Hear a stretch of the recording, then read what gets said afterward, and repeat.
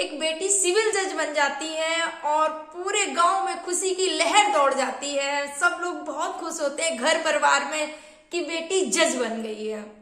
तो वो बेटी जो बेटियों के लिए वो बहुत ज्यादा कुछ करना चाहती थी कि अपनी जो समाज की बेटियां उनको जागरूक करना उनका काम था। बेटियों से बहुत ज्यादा उनको मोटिवेट करना, उनको आगे कैसे बढ़ना है, उसके लिए उन्होंने अपने चाचा से बोला कि चाचा गांव में जितनी भी बहन बेटियां हैं जो उनको सारी बेटियों को इकट्ठा करो, अब मैं उनसे कुछ बात करना चाहती हूँ। तो चाचा ने बोला ठीक है, मैं सबको इकट्ठा करता हूँ। तो उन्होंने पूरे गांव में उन्होंने खबर फैला दी कि मेरी बेटी जो है वो जज बन गई है और आपकी सभी बेटियों से मेरी बेटी बात करना चाहती है।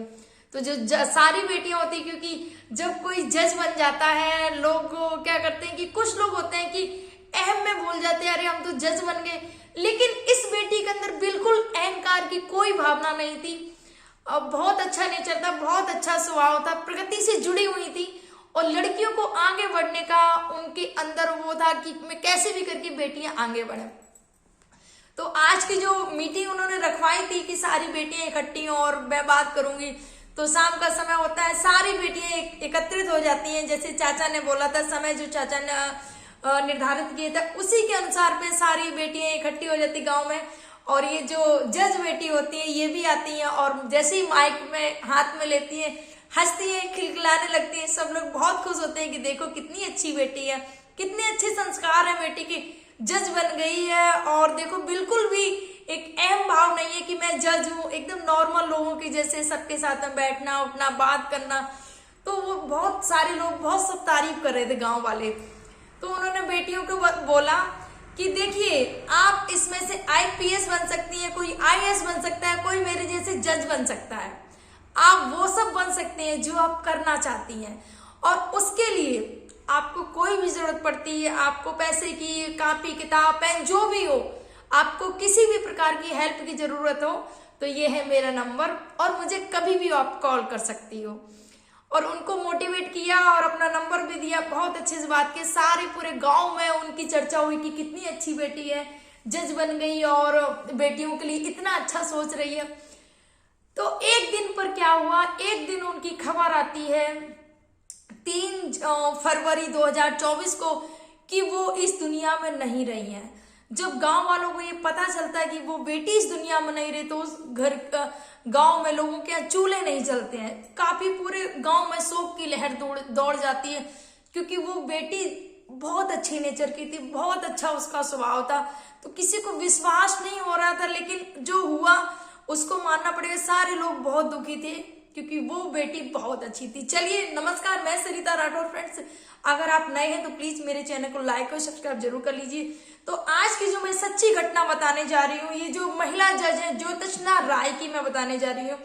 ये रहने वाली यूपी में बदायूं जो यूपी है ना, वहां पर ये जज कॉलोनी में रहती थी। जज कॉलोनी में इनकी पहली जो मंजिल थी ना, वहां रहती थी। इससे पहले मैं यहाँ पर जाऊं, इससे पहले मैं आपको बता दूं इनका जो डिस्ट्रिक्ट, इनका जन्म कहाँ हुआ था, मैं आज आपको उनके बारे में बताऊं।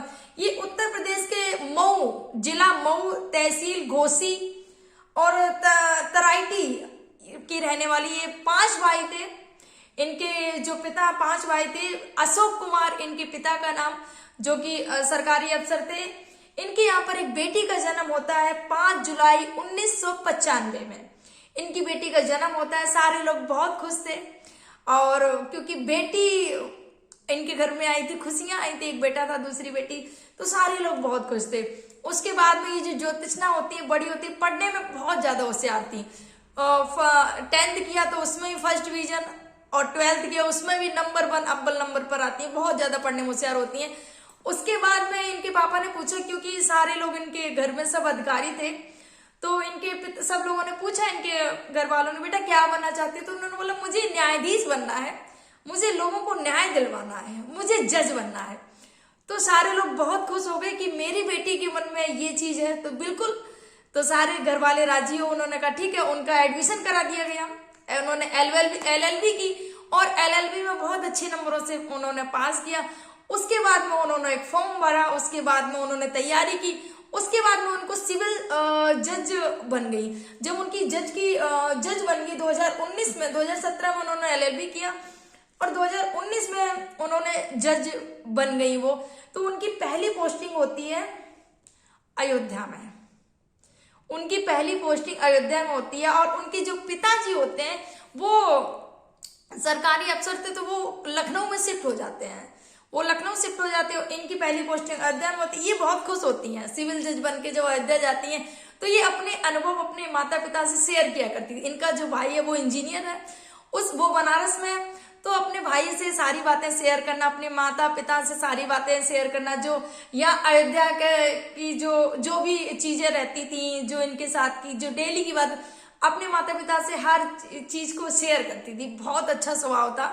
तो ऐसे करके चीजें चल रही थी, बहुत अच्छा था, सब कुछ बहुत अच्छा था। फिर धीरे धीरे करके कुछ समय व्यतीत होता है, क्योंकि पोस्टिंग होती है जब हम गवर्नमेंट जॉब में, तो पोस्टिंग तबादला होता ही रहता है। तो इनका भी समय आया तबादला का, तो बहुत ज्यादा उदास हो गई है, क्योंकि इनको अयोध्या बहुत अच्छा लग रहा है, सरयू नदी, और बहुत अच्छा अयोध्या लगा इनको, जो वहां का माल। और ये बहुत ही ईमानदार जज थी, मतलब कोई भी अगर केस आता था तो पूरी ईमानदारी के साथ में देखती थी उस फाइल को, दोनों वकीलों की ईमानदारी सुनती थी, कहीं किसी के साथ में अन्याय ना हो जाए, कहीं किसी के साथ में गलत ना हो जाए। तो बहुत ही न्यायपूर्ण ढंग से चीजों को सुनना और किसी के साथ गलत ना हो जाए, ये हमेशा इस चीज को हमेशा ध्यान रखती थी। तो हमेशा ही न्यायपूर्ण चीजें हमेशा रही हैं, और उनका बस एक ही उद्देश्य था कि लोगों को बस न्याय मिलना चाहिए। तो जब उनकी पोस्टिंग हो जाती है, उनका तबादला हो जाता है 29 अप्रैल 2023 को बदायूं में, यूपी में उनका तबादला हो जाता है, और उनका साथ में 2023 में प्रमोशन भी हो जाता है। इसके साथ में वो अच्छे से उनकी जॉब चल रही थी और कोई प्रॉब्लम नहीं थी। फिर धीरे धीरे करके उनको एक खबर मिलती है, उनके परिवार को खबर मिलती है, बाहर वालों लोगों की उनकी मृत्यु हो गई है। एक दिन 3 फरवरी 2024 की बात है, सुबह का टाइम था। उनका जो अर्दली होता है भूपराम, वो सुबह सुबह दरवाजा खटखटाते हैं, लेकिन दरवाजे से कोई आवाज नहीं आती है। समझ में नहीं आ रहा था कि वो क्या करें। तो उस समय वो बाहरी दरवाजे, उसी वक्त थोड़ी देर बाद उनकी जो काम वाली होती है वो आ जाती हैं।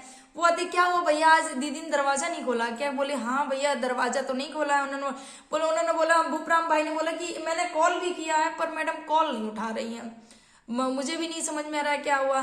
तो क्योंकि वो जज कॉलोनी में रहती थी पहली मंजिल पर, तो जो भूपराम से उन्होंने दूसरे जो जज साहब थे उनके यहाँ गए और सर से बोला कि सर ऐसा ऐसा है कि मैडम फोन नहीं उठा रही, दरवाजा अंदर से बंद है, घंटी की आवाज आ रही है क्या। तो फिर वो जज आए, देखा कि क्या उसको, क्योंकि दरवाजा बंद था, लोगों ने देखा कि कहीं कोई खिड़की या कुछ खुला होला तो नहीं, सब चेक किया लेकिन ऐसा कुछ नहीं था। फिर जज साहब ने पुलिस को कॉल किया, वहां के जो सीईओ और सारे लोग अधिकारी सारे इकट्ठे हो जाते, क्योंकि हाई प्रोफाइल मैटर था, जज साहब का मैटर था।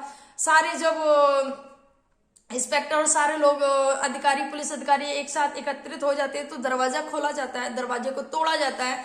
जब दरवाजा तोड़ा जाता है तो देखते हैं कि एक कमरे में सामान जो अस्त व्यस्त पड़ा हुआ था, उनके कमरे में सामान अस्त व्यस्त पड़ा हुआ था। उसके बाद में उसके जस्ट सामने वाले जब कमरे पर लोगों की निगाह जाती है, नजर जाती है, तो उनकी चीखें निकल जाती हैं, क्योंकि उस समय जब उन्होंने देखा जो ज्योतिष्णा राय है, उनकी जो शरीर था वो पंखे से लटका हुआ था, उनका जो बॉडी था वो पंखे से, फंदे से लटका हुआ था। जो लोगों ने देखा तो पैरों के नीचे जमीन खिसक जाती कि ये क्या हुआ, लोग चीखें मारने लगते हैं कि ये क्या हुआ, कि बहुत अच्छे स्वभाव की, बहुत अच्छे नेचर की थी ज्योतिष्णा राय। तो जब देखा तो वहां पर फॉरेंसिक टीम भी बुलाई गई, देखा गया कैसे क्या चेक किया गया कि किसी ने कुछ किया है या क्या, लेकिन कहीं भी कुछ चोट वोट के निशान नहीं थे उनकी बॉडी पर। और एक चीज और, फिर जब बॉडी पोस्टमार्टम के लिए भेजी गई तो पूरा वीडियो रिकॉर्डिंग के साथ में पोस्टमार्टम किया गया, तो उसमें फंदे के कारण उनकी मौत को दर्शाया गया है कि फंदे के कारण उनकी मौत हुई है, ऐसे करके उनकी मौत की पुष्टि होती है। लेकिन जब वहां पर एक नोट भी मिला, जब जो उनका रूम था उसमें नोट में लिखा हुआ था कि मेरे जाने के बाद में मेरे खरगोश का ध्यान रखना, क्योंकि उन्होंने देखिए प्रकृति से भी प्रेम करती थी, नेचर से प्रेम करती थी, और प्रकृति के जो जीव थे उनसे भी कितना प्रेम था। उन्होंने उस पत्र में लिखा कि मेरे जाने के बाद में मेरे इन खरगोशों का ख्याल रखना और मेरे इन पेड़ पौधों का ध्यान रखना, समय से इनको पानी देना और मेरे खरगोशों का ध्यान रखना। और मेरे मृत्यु का कारण कोई नहीं है, मैं अकेली पड़ गई हूँ, मैं इस वजह से मेरी मृत्यु का कोई कारण नहीं, मैं खुद ही अपना जीवन को वो कर रही हूँ, त्याग रही हूँ, इसका कोई दूसरा और कोई रीजन नहीं है। ये उन्होंने ऐसा लिखा उस पत्र में। तो लेकिन उनके जो पिता हैं, जब उनके पिता को खबर पता चली, उन्होंने बिल्कुल विश्वास नहीं किया। उन्होंने कि नहीं, मेरी बेटी के साथ में कुछ ना कुछ, कहीं ना कहीं कुछ ना कुछ गलत हुआ है, क्योंकि मेरी बेटी आत्महत्या नहीं कर सकती है। और एक खबर के अनुसार ये भी पता चला है कि जो तृष्णा है, शाम को 11 बजे के टाइम पर उनके जो ऊपर वाली मंजिल में पता नहीं कि मतलब आवाज, तेज आवाज आ रही, जैसे वो किसी से बात कर रही हो चिल्ला के, मतलब झगड़ा हो रहा हो फोन पर, ऐसी सुनने में आया है।